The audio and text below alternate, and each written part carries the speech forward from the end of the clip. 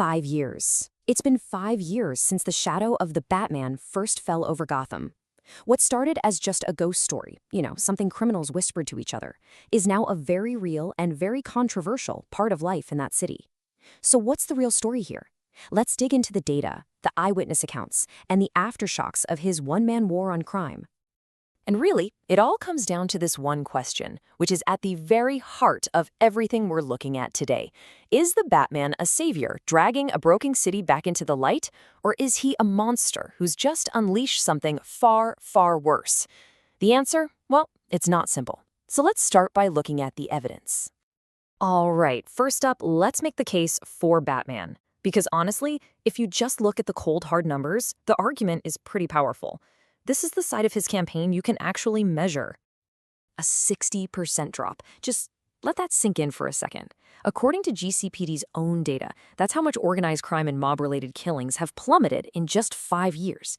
That's not a small dip. That's a complete rewriting of the city's criminal landscape. We're talking about the Falcone crime family being shattered in a way that years of regular policing just couldn't manage.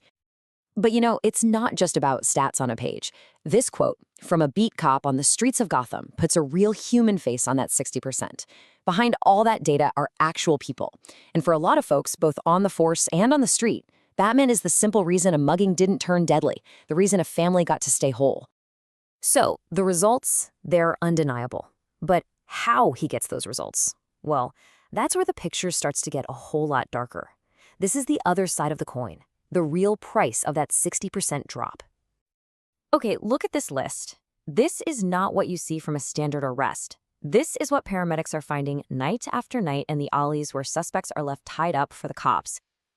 We're talking about serious, life-altering injuries. This isn't just about catching bad guys. It's brutal, it's violent, and it happens over and over again. And this slide right here captures the conflict perfectly. On one side, you've got the first responders, the people actually treating these wounds, and they're calling it excessively forceful. Then you have defense attorneys, who have this chilling term for it, street sentencing. Their argument is that Batman isn't just catching criminals, he's acting as judge, jury, and punisher, all before they ever see a courtroom.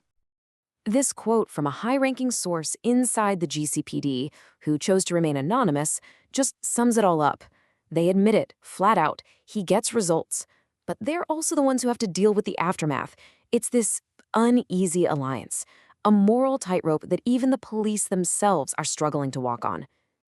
But the brutality of Batman's methods seems to have had another, maybe completely unintended consequence. His own theatricality, his whole larger-than-life persona. It's like it created a vacuum. And now, a new, much more theatrical kind of criminal is rushing in to fill it. Criminologists are actually starting to call it Gotham Syndrome. The idea is that when a symbol as powerful as the Batman appears, it doesn't just scare off the old-school mobsters, it actually inspires a new breed of criminal. All of a sudden, crime isn't just about making money anymore. It's about putting on a show. It's become a psychological arms race, where every action has an equal and opposite, and usually way more bizarre, reaction. And the ripple effects of Batman's debut? They don't stop at the Gotham City limits.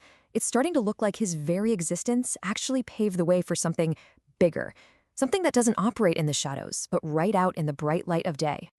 The timeline here is absolutely critical to understanding this.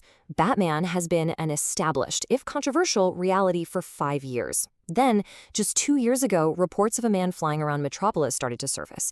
You see, Batman came first. He broke the mold. And this quote from a policy scholar at GNN just connects the dots perfectly. Think about it. Batman, whether you love him or hate him, normalized the idea of one person stepping outside the system to deliver their own brand of justice. He proved it could be done. And by doing that, he might have created the very idea, the permission for someone like Superman to step out into the light.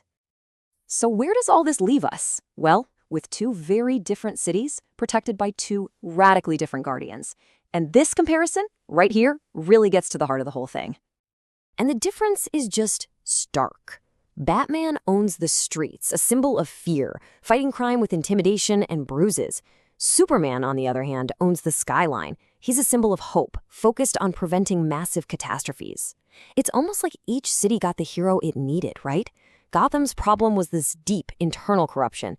Metropolis's threats were these huge external disasters. And look at how the public feels about it. It reflects this perfectly. In Gotham, 5 years in, the city is still torn right down the middle.